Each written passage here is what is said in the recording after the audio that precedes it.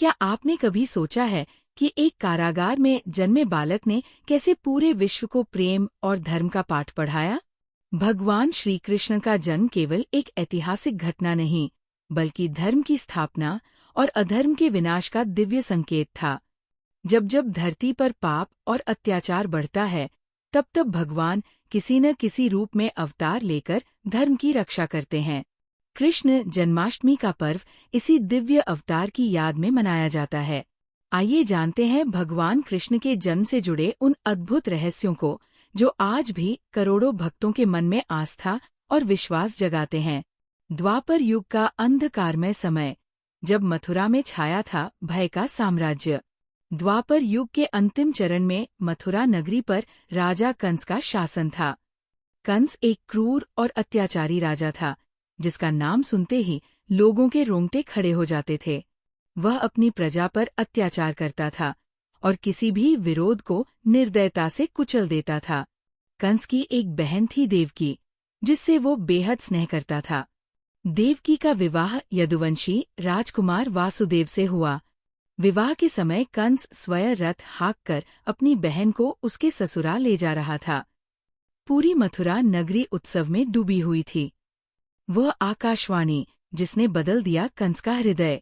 लेकिन अचानक आकाश से एक दिव्य वाणी गूंजी, अरे मूर्ख कंस, जिस बहन के लिए तू इतना प्रेम प्रदर्शित कर रहा है, उसी की 8वीं संतान तेरे मृत्यु का कारण बनेगी।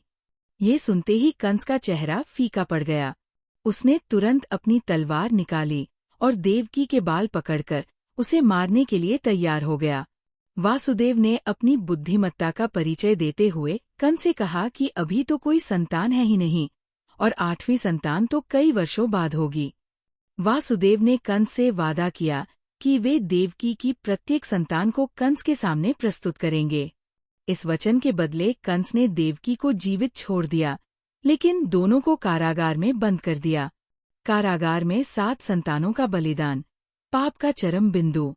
मथुरा के राजमहल के सबसे निचले तलघर में बने उस कारागार में, जहां सूर्य की एक किरण भी नहीं पहुंचती थी, देवकी और वासुदेव को रखा गया। जब देवकी की पहली संतान हुई, तो वासुदेव उसे कंस के पास ले गए। निर्दयी कंस ने उस मासूम शिशु को पत्थर पर पटककर मार डाला। इसी प्रकार एक एक करके देवकी की 7 संतानों को कंस ने मार डाला। हर बार देवकी के हृदय में असहनीय पीड़ा होती, लेकिन वे विवश थी। नारद मुनि का दिव्य संदेश। इसी पीड़ा के समय नारद मुनि प्रकट हुए और देवकी वासुदेव को बताया कि ये 7 बालक पूर्व जन्म में मरीचि ऋषि के पुत्र थे, जिन्होंने ब्रह्मा जी का उपहास किया था। उनके श्राप के कारण उन्हें कंस के हाथों मृत्यु प्राप्त होनी थी। ये सब एक दिव्य योजना का हिस्सा था, ताकि कंस का पाप अपने चरम पर पहुंचे और भगवान के अवतार का मार्ग प्रशस्त हो सके।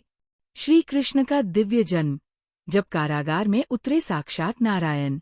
भाद्रपद मास के कृष्ण पक्ष की अष्टमी तिथि को आधी रात्रि में रोहिणी नक्षत्र के समय वह पवित्र क्षण आया, जब धरती पर अधर्म का नाश करने के लिए भगवान विष्णु ने अवतार लेने का निश्चय किया। 4 भुजाओं वाले विष्णु रूप में दर्शन। कारागार में अचानक एक अलौकिक प्रकाश फैला।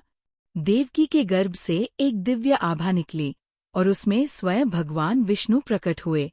4 भुजाओं में शंख, चक्र, गदा और पद्म धारण किए हुए, मुकुट पर मोर पंख लिए हुए भगवान ने देवकी और वासुदेव को दर्शन दिए। भगवान ने मधुर वाणी में कहा कि वे अब साधारण शिशु का रूप धारण करेंगे और वासुदेव को उन्हें गोकुल में नंद बाबा के घर पहुंचाना होगा। साथ ही वहां जन्मी नवजात कन्या को मथुरा लाना होगा। दिव्य शक्ति का चमत्कार। जैसे ही भगवान ने शिशु रूप धारण किया, कारागार की सभी जंजीरें स्वतः खुल गईं, ताले टूट गए, दरवाजे खुल गए और सभी पहरेदार गहरी निद्रा में सो गए। ये सब भगवान की माया का प्रभाव था। यमुना पार करने की अद्भुत कथा। जब नदी ने किया प्रभु का स्वागत। बाहर मूसलाधार वर्षा हो रही थी।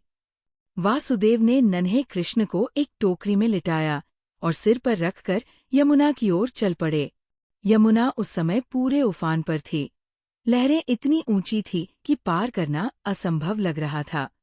यमुना का जलस्तर कम होना, लेकिन जैसे ही वासुदेव ने यमुना में कदम रखा और नदी के जल ने कृष्ण के पवित्र चरणों का स्पर्श किया, यमुना का जलस्तर तेजी से कम होने लगा।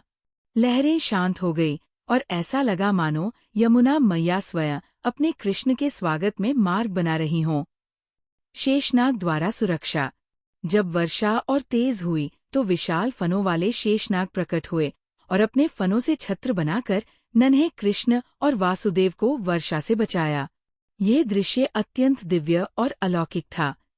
गोकुल में कृष्ण का आगमन। यशोदा मैया का सौभाग्य। जब वासुदेव गोकुल में नंद बाबा के घर पहुंचे तो वहां भी सभी सो रहे थे। उसी रात यशोदा मैया के गर्भ से एक कन्या का जन्म हुआ था, जो योगमाया थी। वासुदेव ने कृष्ण को यशोदा के पास सुला दिया और उनकी कन्या को लेकर मथुरा वापस आ गए। प्रातःकाल जब यशोदा मैया की आँख खुली तो उन्होंने अपनी गोद में एक अप्रतिम सुंदर बालक को देखा। बड़ी बड़ी मनमोहक आँखें, मुस्कुराते होठ और माथे पर प्राकृतिक तिलक। यह दृश्य देखकर यशोदा की आंखों में खुशी के आंसू आ गए। नंद बाबा ने पूरे गोकुल में उत्सव की घोषणा कर दी। ढोलन गाड़े बजे, मिठाइयाँ बांटी गई और सभी ने इस शुभ अवसर को मनाया। योगमाया का प्रकट होना। कंस को मिली चेतावनी। मथुरा में जब कंस को पता चला कि देवकी की 8वीं संतान का जन्म हुआ है तो वो तुरंत कारागार पहुंचा। देवकी ने कांपते हुए वह कन्या कंस को सौंप दी। कंस ने बिना समय गंवाए उस कन्या को पत्थर पर पटकने का प्रयास किया, लेकिन वो कन्या उसके हाथों से छूटकर आकाश में उड़ गई और 8 भुजाओं वाली देवी के रूप में प्रकट होकर बोली, अरे मूर्ख कंस, तेरा काल तो गोकुल में पल रहा है। जो तेरी मृत्यु का कारण बनेगा वो सुरक्षित है। कंस का चेहरा पीला पड़ गया। उसे समझ आ गया कि उसे धोखा दिया गया है। क्रोध में पागल होकर उसने आदेश दिया कि मथुरा और आसपास के क्षेत्रों में जितने भी नवजात शिशु हों, सबको मार दिया जाए। कृष्ण की बाल लीलाएं। राक्षसों का विनाश। पूतना वध। प्रथम चमत्कार। कंस ने पूतना नामक राक्षसी को कृष्ण को मारने के लिए भेजा। पूतना पूर्व जन्म में राजा बलि की पुत्री रत्नमाला थी, जिसने भगवान वामन को क्रोधित करने पर श्राप प्राप्त किया था। पूतना ने एक सुंदर स्त्री का रूप धारण किया और अपने स्तनों में जहर लगाकर गोकुल पहुंची। उसने नन्हे कृष्ण को दूध पिलाने का प्रयास किया, लेकिन कृष्ण ने न केवल दूध पिया बल्कि उसकी सारी जीवन शक्ति भी खींच ली। पूतना अपने असली राक्षसी रूप में आकर मर गई और श्राप से मुक्त हो गई। कालिया नाग का दमन। यमुना नदी में कालिया नाग का आतंक था। कालिया पूर्व जन्म में वैश्यरा मुनि थे, जिन्हें घमंड के कारण नाग योनि में जन्म लेना पड़ा। जब कृष्ण की गेंद यमुना में गिर गई तो वे बिना डरे नदी में कूद गए और कालिया नाग के फनों पर नृत्य करने लगे। अंततः कालिया ने हार मानी और क्षमा मांगी। गोवर्धन पर्वत उठाना। जब इंद्रदेव के घमंड को चूर करने का समय आया तो कृष्ण ने गोकुल वासियों को गोवर्धन पर्वत की पूजा करने का उपदेश दिया।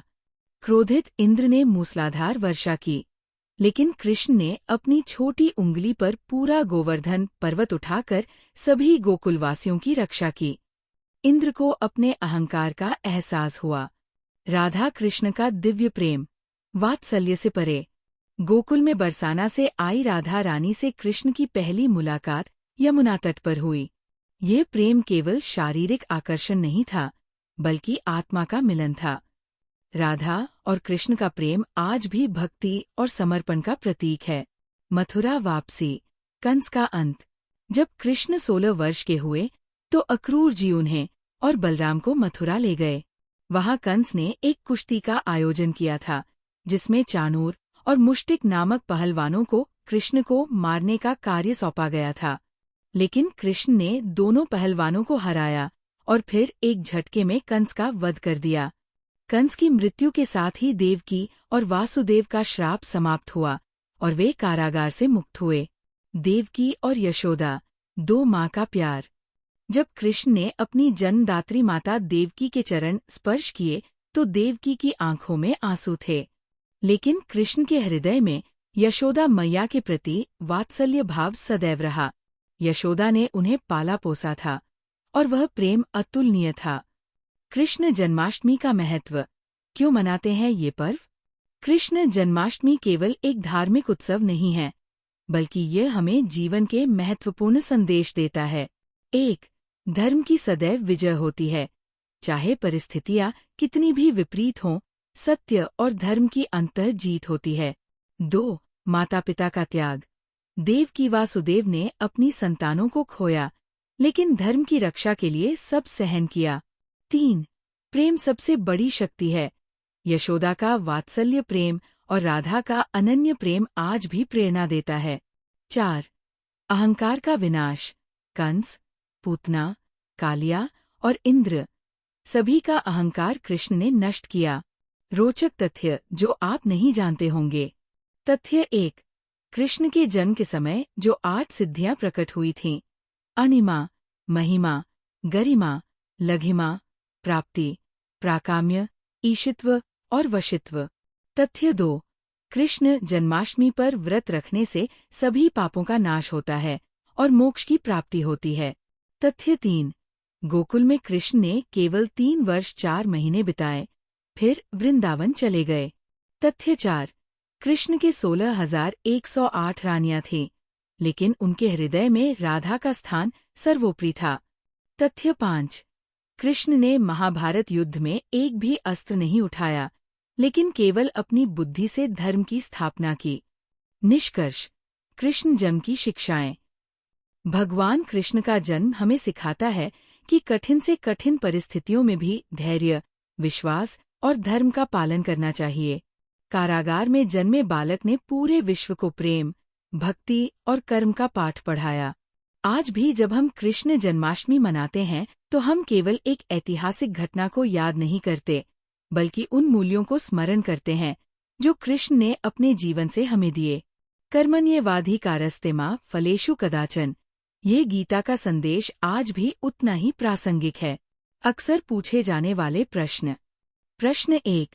भगवान कृष्ण का जन्म किस तिथि को हुआ था? उत्तर: भगवान कृष्ण का जन्म भाद्रपद मास के कृष्ण पक्ष की अष्टमी तिथि को, रोहिणी नक्षत्र में, आधी रात, लगभग 12 बजे को हुआ था। प्रश्न 2. कृष्ण के जन्म के समय कौन कौन सी चमत्कारिक घटनाएं हुईं? उत्तर: कृष्ण के जन्म के समय कारागार की जंजीरें टूट गईं, दरवाजे खुल गए, पहरेदार सो गए, यमुना का जलस्तर कम हो गया और शेषनाग ने छत्र बनाकर सुरक्षा प्रदान की। प्रश्न 3. कंस ने देवकी की कितनी संतानों को मारा था? उत्तर: कंस ने देवकी की पहली 7 संतानों को निर्दयता से मार दिया था। 8वीं संतान भगवान कृष्ण थे, जिन्हें वासुदेव गोकुल ले गए। प्रश्न 4. कृष्ण को गोकुल में किसने पाला? उत्तर: गोकुल में नंद बाबा और यशोदा मैया ने कृष्ण का पालन पोषण किया। यशोदा मैया का वात्सल्य प्रेम इतना गहरा था कि कृष्ण ने उन्हें ही अपनी माता माना। प्रश्न 5. पूतना कौन थी और कृष्ण ने उसका वध कैसे किया? उत्तर: पूतना एक राक्षसी थी, जो पूर्व जन्म में राजा बलि की पुत्री थी। उसने विषयुक्त दूध से कृष्ण को मारने का प्रयास किया, लेकिन कृष्ण ने दूध पीते समय उसकी सारी जीवन शक्ति खींच ली और उसे श्राप से मुक्ति दिलाई। प्रश्न 6. कृष्ण जन्माष्टमी पर व्रत कैसे रखें? उत्तर: कृष्ण जन्माष्टमी पर पूरे दिन उपवास रखा जाता है और आधी रात को कृष्ण के जन्म के समय पूजा अर्चना की जाती है। इसके बाद प्रसाद ग्रहण करके व्रत खोला जाता है। प्रश्न 7. यमुना नदी ने कृष्ण के लिए मार्ग कैसे बनाया?